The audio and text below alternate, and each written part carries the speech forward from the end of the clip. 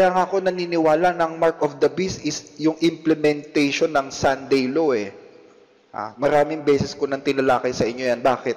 Kasi naniniwala ako, yan talaga ang mark of the beast.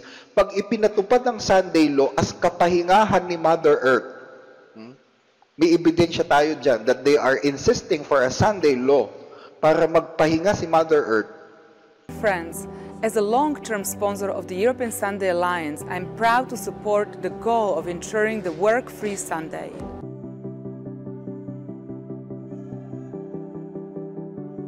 As Christians, we believe that the earth is the Lord's and everything in it. We are confident that God calls us to be part of restoring all of creation to full life. That's why this year, as the UK prepares to host the United Nations Climate Summit COP26, churches across the UK are getting ready to take action through Climate Sunday. Climate Sunday is an initiative of the UK Churches Environmental Issues Network.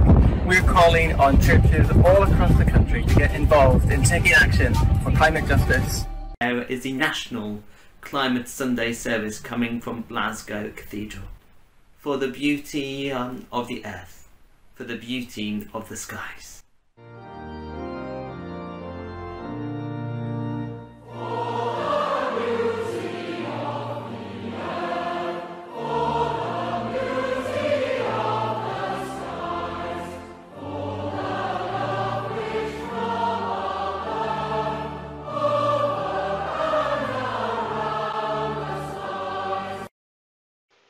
Sa Biblia, kontra yan. Hindi ganyan ang nasa Biblia.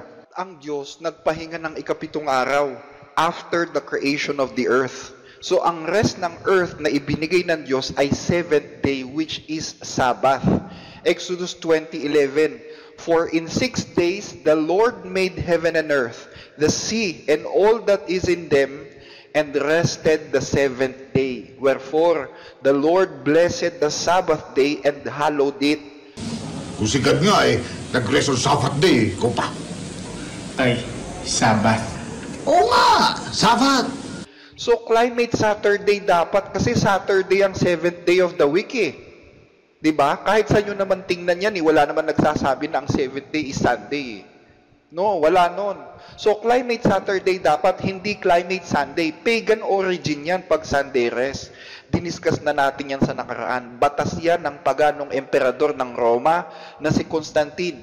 So, the issue of the mark of the beast is about who will you obey? Ang utos ba ng Diyos o ang utos ng tao? Sabi ni Kristo, Mateo 15:9, "Walang kabuluhan ang pagsamba nila sa akin na itinuturo nila bilang mga aral ang mga alituntunin ng mga tao." Yan ang dapat niyong maintindihan dyan, mga kababayan.